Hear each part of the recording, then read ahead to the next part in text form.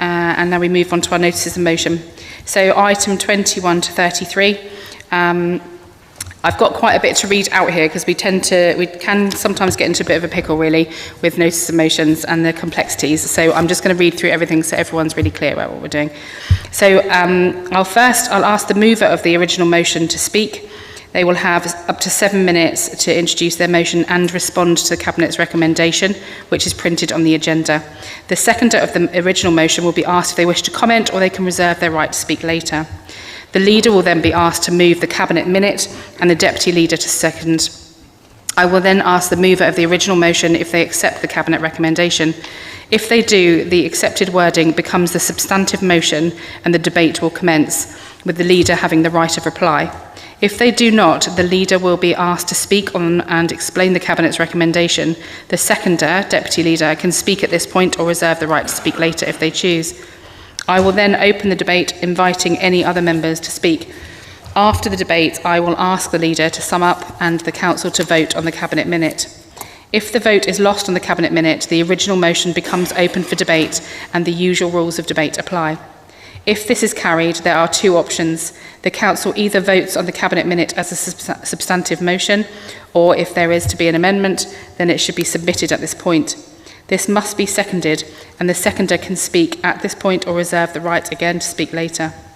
A further debate will take place with the mover of the further amendment having the right of reply after the debate. Is everyone still following? Okay. A vote will be taken on that amendment. If lost, the motion reverts back to the Cabinet minute and further amendments can be submitted.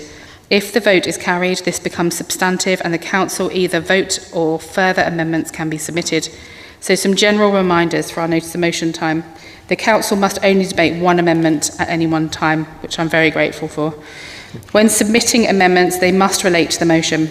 It can refer to the matter to a committee, leave out words, insert or add others, but it must not introduce a substantially new proposal or give effect to the direct opposite of what was proposed in the original motion, otherwise you would just be voting against it.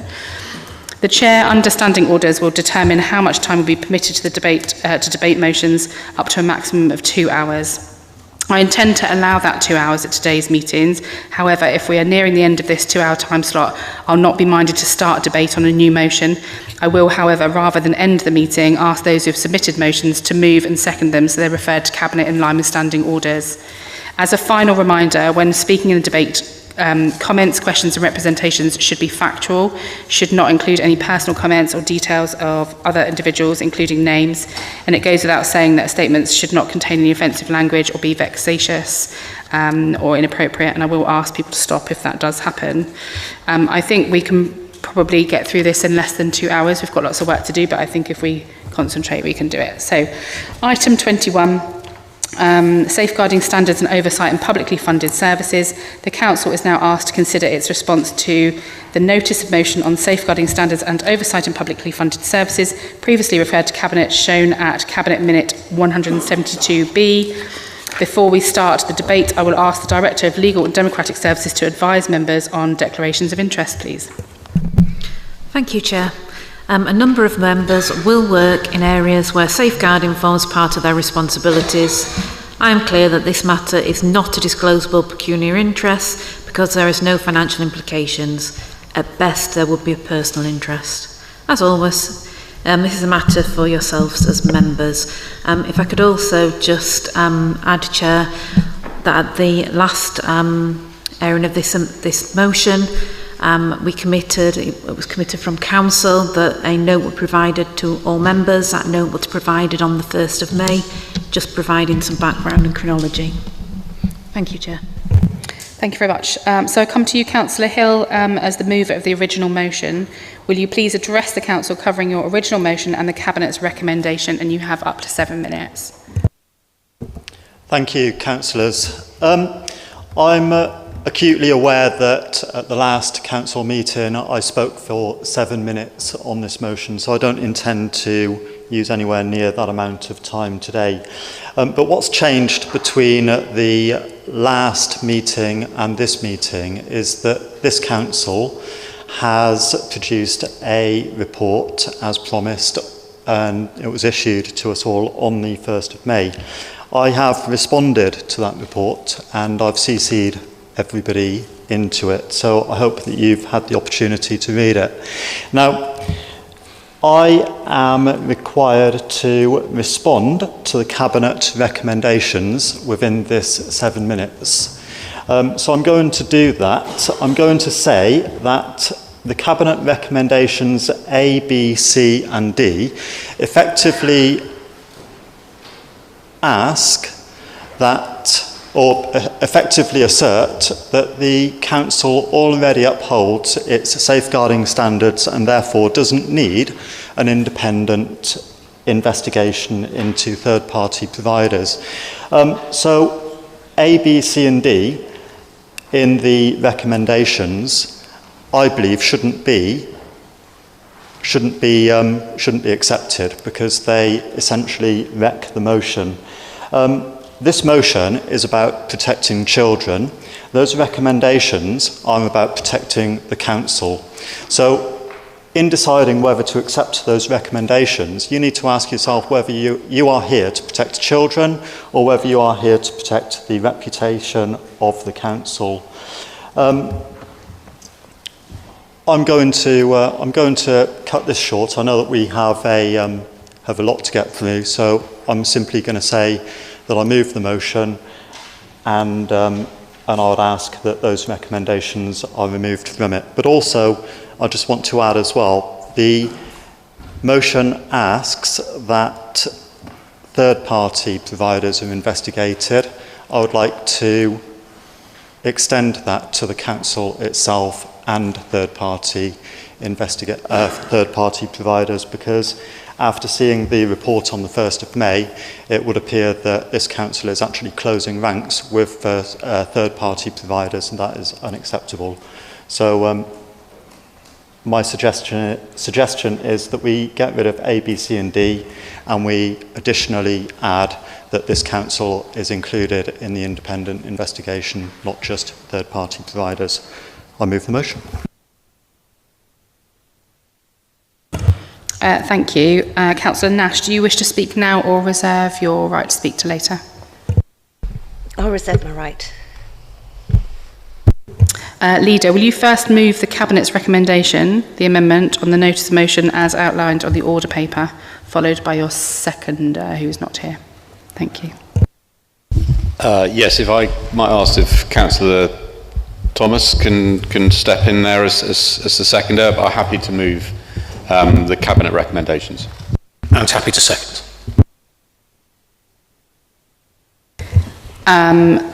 So I'm now asking the mover, I know you've already said, but this is the point at which I do that, if they indicate you're happy to accept Cabinet's recommendation, Councillor Hill.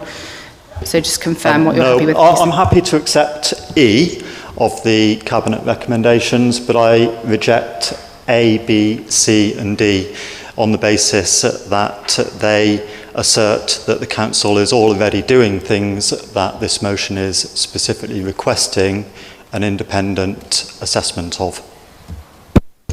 Thank you. So I'll now, because you don't accept the Cabinet recommendation as is, I'm coming to the Leader to speak on the Cabinet's recommendation. Please. Thank you very much, Chair. I think the Cabinet recommendations couldn't be any clearer, and I'll read out recommendation A. Note, the Council will note that it meets all statutory and necessary safeguarding duties. It's not something we take lightly. It's something that we have officers, professional officers, who spend a lot of time looking at these kind of things. And I think, you know, what we have here is something that's not a safeguarding issue. I appreciate some people don't, think that we shouldn't be educating our children in particular ways or about particular things, and that's absolutely your right to have that view. But this is not a safeguarding issue, and as such, the Cabinet recommendations are quite clear that we do not need to progress with the issues, the points and actions that you raise in your motion. So I hope that other members of the Council will take the clear and professional advice from officers of this Council that this is not a safeguarding issue, and as such will vote for the Cabinet recommendations. Thank you. Thank you. Councillor Thomas, as the seconder, you can speak now or reserve your right to speak later. I'll reserve. Thank you, Chair. Okay, so I now open the floor to debate, so we shall get listing names. Don't all rush at once. Councillor Fife-Cook, go ahead, and then we'll take names. Thank you. Thank you. Sorry, I'm a bit too close. Let's try that. Yeah, this is a difficult one, is it not? We all hopefully want to safeguard children. And I think it's very easy to say this is not a safeguarding issue because that's a concept. That's your concept that it's not a safeguarding issue. If you're a parent, you may have a different issue about calling something a safeguarding issue or not. But whatever we're talking about, I think we should always look on the side of caution. We should always say that if we're not sure of something, we should at least check it.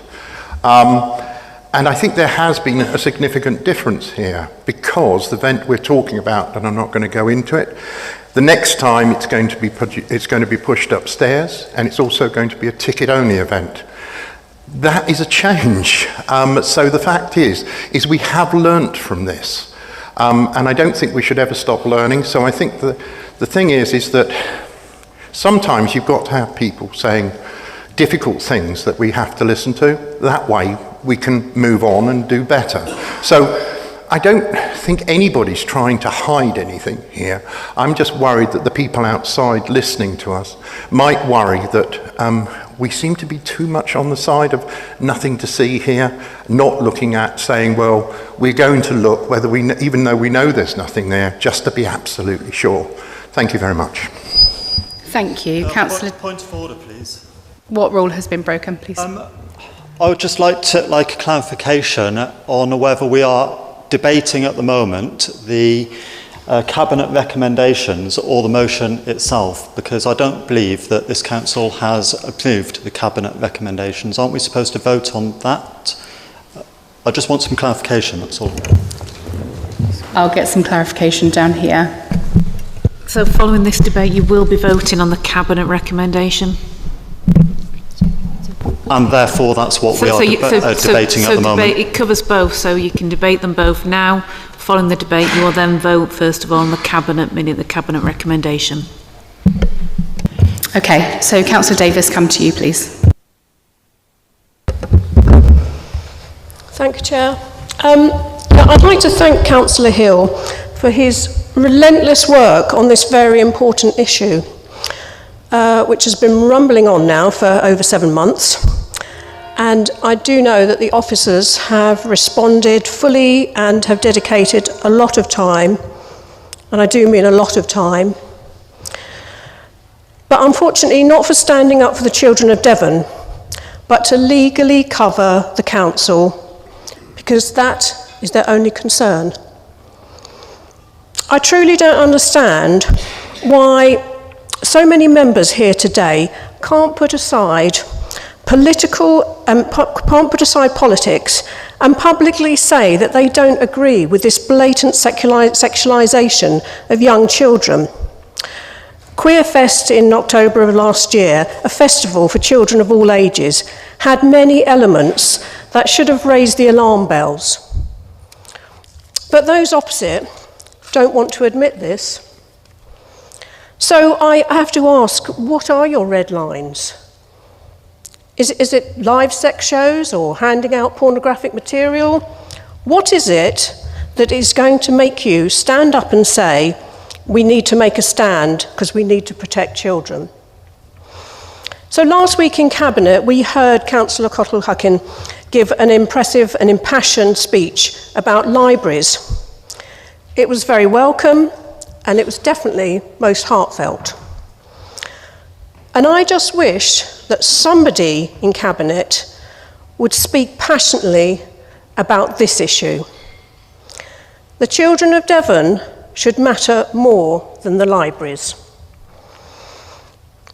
So in this motion, I'm going to read directly from the motion. It says the council believes.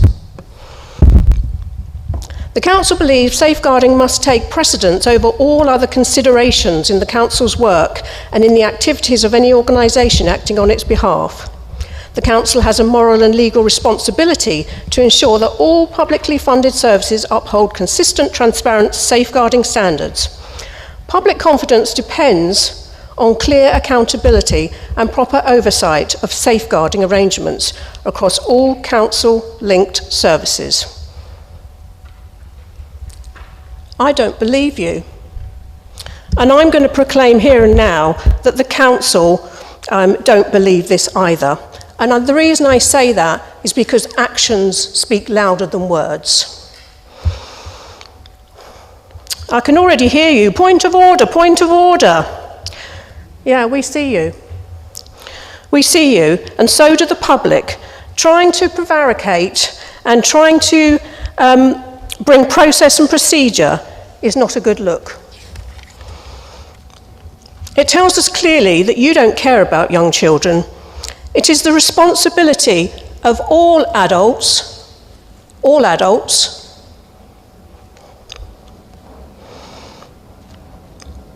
and not just councillors, to speak up in protecting the minds of young children.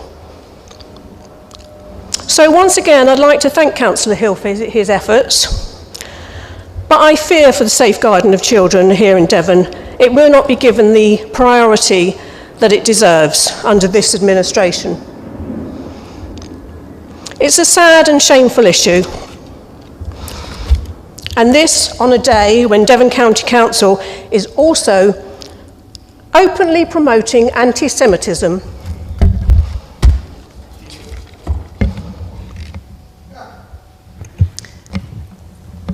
Councillor Davis, are you wrapping up? Almost. Or are you pausing? Okay, thank you. Carry on. Yeah, openly promoting anti-Semitism. I fear for the moral direction of this council. Thank you. Thank you very much. Right, Councillor Connett.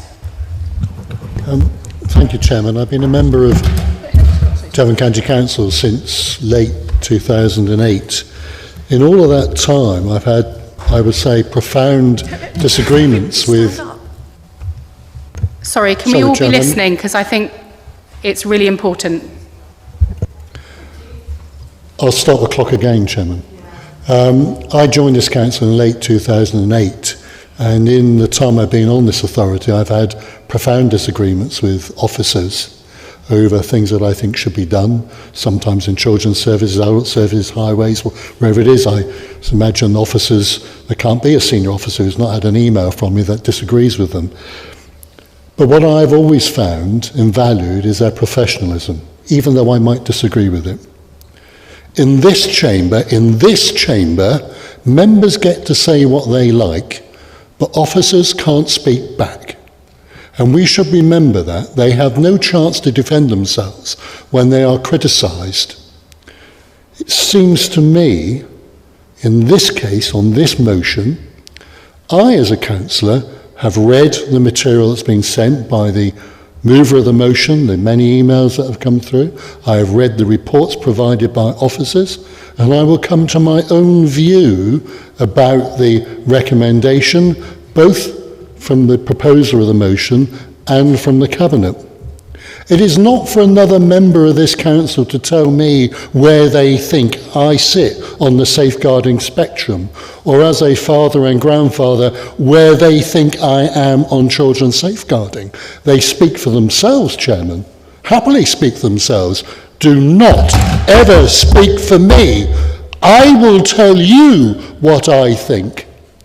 What I think is that officers have done the job and spend a lot of officer time and public money investigating a complaint that was made. I would say the proposer of the motion was right to raise the concern. Whether they're right to continue to believe what they believe at the end of the investigation is another matter. But it seems to me it's not this side of the chamber which is trying to politicise it, but people on the other side who see that we've come to a position of full examination of the facts a recommendation from Cabinet that's been considered, and they don't like it. So what they want to do is wind up and cause enmity where actually it doesn't exist, but clearly a different view does. But I say it to all councillors, don't speak for me or tell me what I think. You have your view, you're entitled to your view, I wouldn't dream otherwise. Speak for yourself, I'll make my own mind up. Thank you. Thank you, and on to Councillor Clist. Nope, he's off. Councillor Trail, please. Thank you much, Chair. We've got a Chief Executive, we have got the Director of Education, and we have got Democratic Services along with our Solicitor. The complaint came in and it's been listened to. We have policies and procedure, and they have been checked. They've gone through, and we spoke about it at the last meeting here, and the Director of Education explained the procedures and went through those procedures. There is no other way to go after this. And we've had the leaders stand up this afternoon and explain exactly the same. So I will go along with the Cabinet's recommendation. Thank you. Thank you. Councillor Nash, I was just going to come to you actually. This is your chance. Thank you. Thank you, Chair. So I think it's very admirable that our colleague here has been here since 2008. However, in relation to the classification of this general incident and being found that it's not safeguarding, according to the NSPCC, who have actually been around since 1884, have stated that actually this is a safeguarding incident. In addition, the report, there was missing information, key documents and key information. There was a complaint from a member of public that wasn't actually included in that report response. And also there were question marks about whether there was certain evidence available, and trying to get that evidence was exceptionally difficult, which has prolonged this process. So I'm standing here seconding Councillor Hill's motion, and again, I think it does need to go back in relation to the Cabinet points, because it is a safeguarding incident, and we need to be safeguarding our children. They're our most vulnerable, protected status group. Thank you, Chair. Thank you. Councillor Thomas, you also reserve the right to speak later. This is your chance as seconder. Thank you, Chair. I want to thank Councillor Fife-Cook because in what is a very emotive issue, I think that was a reasonable and measured position and response. And you're right, there are some aspects that suggest that things have moved forward in a positive way, but ultimately, and I would add that I'm a school teacher by trade, so it is my life's work on a daily basis to think about the safeguarding of children. But in so doing, I have to, in that environment, and I have to in this environment, follow the professional advice. I have to do that. We can't make our own choices. That's not how the system works. There has to be consistency, there has to be a clear line, and there has to be advice listened to and advice taken. As far as I'm concerned, the advice has been very, very clear, and on that basis, I'm supporting the Cabinet recommendation, as you would probably expect. Thank you, Chair. Thank you. So, we'll now be voting on this Cabinet minute. Oh, sorry, leaders, right of reply. Yeah, didn't want to criticise you there, Chair. Thank you, and I'd like to reiterate what my colleague, Councillor Thomas, said about Councillor Fife-Cook, and you're absolutely right. Sorry, Councillor Brazil, can I ask you to take a seat? We do have someone who's indicated to speak, but we didn't pick up on it. Sorry. I'll come back to you. Councillor Fry? Thank you. I did put my hand up and I thought you'd seen me and taken a note. Sorry, I hadn't. Wave harder. Continue now. Okay. I appreciate the work that the officers have done on this, but given the seriousness of safeguarding concerns raised, does the Cabinet member accept that simply asserting compliance is not sufficient, and that refusing an independent review risks undermining public confidence in the Council's safeguarding oversight? Thank you. Thank you. So I'll now come back to the leader for his right reply before we go to the vote. Thank you. Yeah, thank you. Thank you, Chair. And just answering that point directly, I mean, to just say that we've simply said that it fits, you know, there have been hours of work put in by professional officers who have checked our safeguarding procedures with everything that happened and have said this is not a safeguarding issue. So it's not just a case of they tick that box. These are the professionals, and I appreciate that people may take a different view and think that safeguarding should stretch further, but on this occasion it doesn't. This is not a safeguarding matter. This is maybe call it a lifestyle choice or whatever, and people may feel that it's not something that they find agreeable, and I totally get that and I understand that, but I you know, I go back to the case that this is not a safeguarding issue, and as such I hope people will support the Cabinet recommendation. I'd just like to say, Councillor Fife Cook, you know, thank you for your interjection. I thought that was, as Councillor Thomas says, that was very measured, and that perhaps what happened on that particular occasion wasn't as we would have hoped or people would have expected, but now the rules have changed on that. So lessons have been learned, you're absolutely right. So I think that that is enough. I hope people would think that that was enough, that councillors think that is enough to allay their fears. And I have to say, some of the things that have been said here about that we don't care about safeguarding, you could not be further from the truth. It is absolutely, we've all as councillors here said that children are our top priority. So I reject any accusation that we don't take safeguarding seriously. That is not the case. We absolutely do. And some of my colleagues deal with issues on a daily basis in that respect. So, look, it's a very emotive issue. I understand that, and I know emotions will run high. So I hope that you can, people absolutely, vote how you feel, with your conscience on this, and certainly all my side will.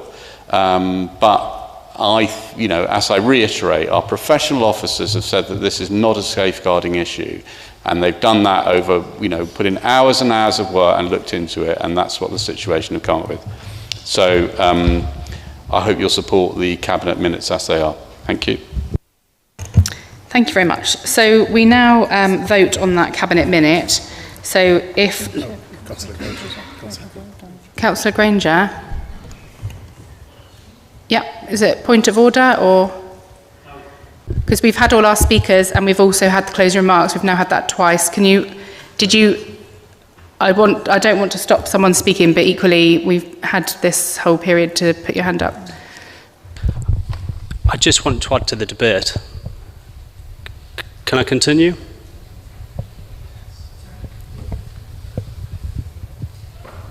I made it really clear at the beginning how it was going to run, and then I said as well, I never want to stop people speaking at the right times. That's why I've been explaining it, to make sure people speak. Because we've had the right of response, we let another person, we could keep going all day with every single item like this. That's why we have to be really careful about our rules. So we're going to the vote now on the Cabinet minute. So if this is carried, it becomes a substantive motion, and then we talk about amendments if there are any amendments. If this is lost, we revert back to the original motion, just so everyone can be really clear about that. So for this Cabinet minute, as stated in your papers, can I see hands for those who agree, please?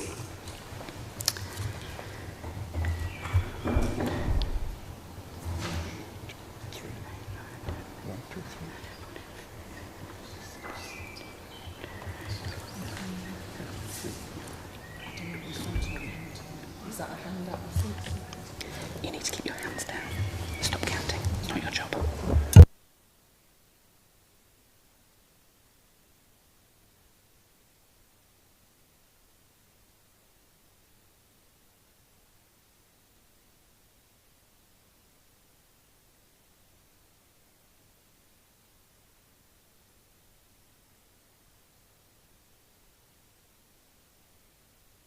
And those against, please.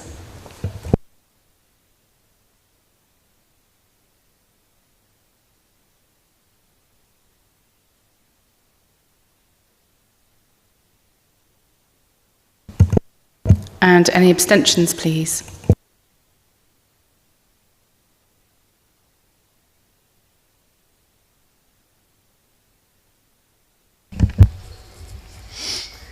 The Cabinet Minute is carried with 28 for, 14 against and 14 abstentions. I was about to say that's more people than we've got on the council. Something's gone wrong there.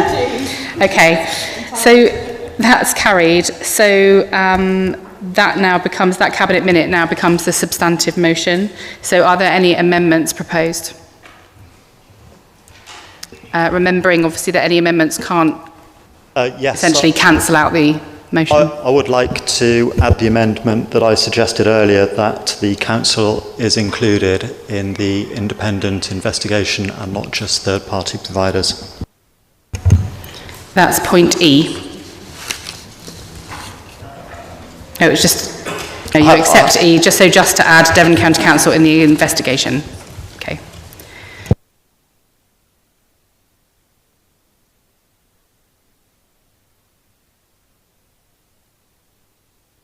Through you, Chair, could you just repeat that, please, so we can capture what the amendment was? So Councillor Hill is saying that his amendment is that he would like Devon County Council to be included in the organisations to be independently investigated. Is that correct, Councillor Hill? Yes, that's correct, because the motion says, yeah, you're correct, I'll just leave it at that. I'm just waiting to get some advice and then I shall come back to you.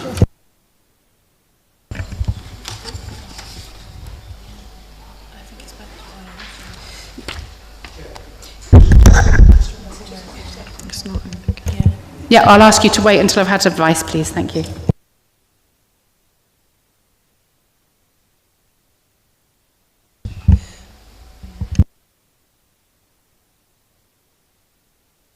So just for absolute clarity, the motion on the table now is the Cabinet recommendation A, B, C, D and E. I'm just struggling to see where what you suggested fits into that. I'm sorry, so to clarify, the motion says this council therefore resolves to, number one, commission an independent review of safeguarding risk management across all commissioned public services and providers. I'd just like to add to that section to include Devon County Council as well, because I essentially accept that Devon County Council meets all of its safeguarding standards. All I'm asking is that Devon County Council proves it. Again, for you, Chair, that was lost. That was voted on the Cabinet Minute. It's a Cabinet Minute now, which you've just voted on and taken forward, so that's already been lost. I think you're referring to amending your original, which has been lost, effectively. You've just voted on that and members have spoken. So I believe that we've just voted on the Cabinet recommendations that have been taken forward.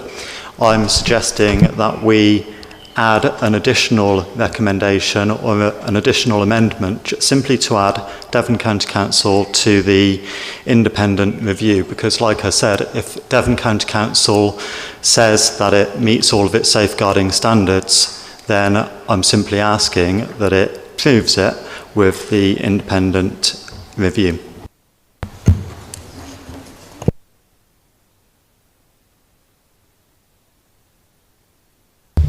Chair, point of order.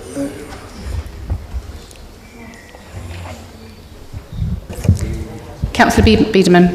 Yeah, just point of order. I mean, it's my understanding that we're already subject to independent scrutiny, and so I had to proceed a little point in it. But We'll get this advice and I'll come back to you.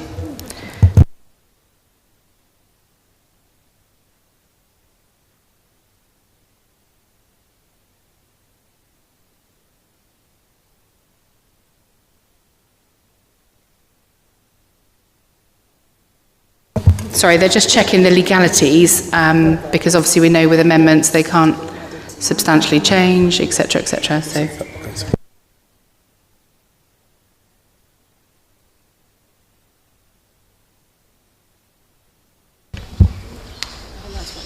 Can we clarify, Councillor Hill, are you, when under your original motion where it says council therefore resolves to, number 1 is commission an independent review of safeguarding, blah, blah, blah, blah, blah, are you suggesting that sentence is added to the Cabinet recommendation? We're still not clear what you're asking for.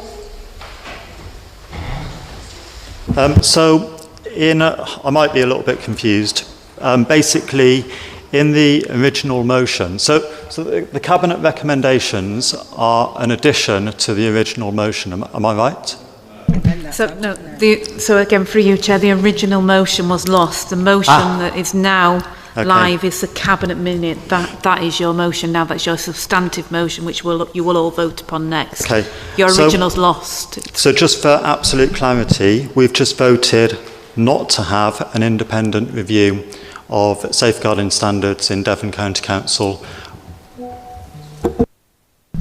So just to be completely clear, you voted upon the Cabinet minute, which is what you've just now become the substantive motion effectively, and you will be voting on the substantive motion next, and that is recommendations A through to E, which are the Cabinet minute. But yes, your original motion's lost. It's gone.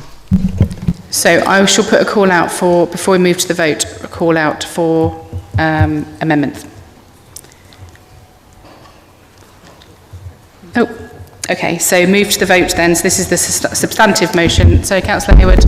Sorry, I did have my hand up, and I believe the Vice Chair saw me have my hand up. He noted my name down. Councillor Hayward, would you like to speak? Thank you, I will. It's really just an observation. You kindly read out at the beginning quite a lengthy and complex description of how things are going to be done. Obviously, that's based on our constitution. Just as an observation, would it not be helpful for members, because this is a complex issue, just to create a flowchart for circumstances like this? They do it for registrable interests. You know, if you're this, then yes, no. Thank you. Well, could that be circulated on occasions like this? You have a copy. I don't. That's a great idea. Thank you, Councillor Hayward. So we shall. Is it possible for flowcharts to go out? So to again, to for help? yourself, Chair, we have already done it and circulated to members, but you're quite right. We will recirculate again just for complete clarity, Councillor Hayward. So if that's already gone out, yeah, maybe it's handy for that to go out prior to all full councils. Okay, that's great. So we're now voting on... Councillor Beedon, is this a point of order? Well, I think it's an important question. I apologise, Chair, but basically what's being insinuated here is that there was no investigation on us, or scrutiny of Devon County Council with regards to children's services. And I struggle to let that go. Councillor Beedman, I'm going to struggle. If this is this a point of order?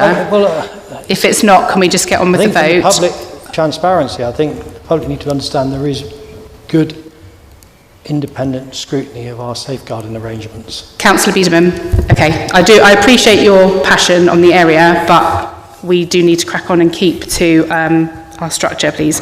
So we're moving to the vote now. So all those in favour, everybody knows what we're to vote for. It's that Cabinet minute that's become the substantive. So all those in favour, please raise your hand.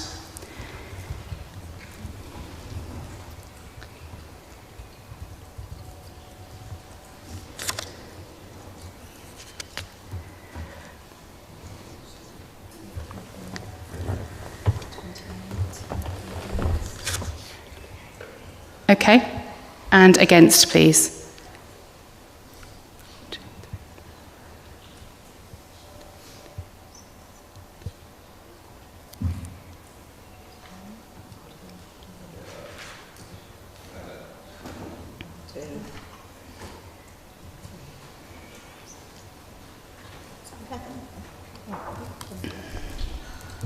Sorry, guys. Keep your hands up, because it's really difficult to say. Yeah.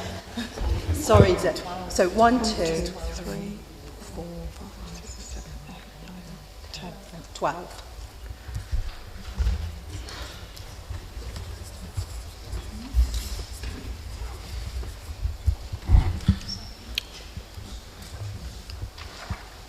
Okay, any abstentions?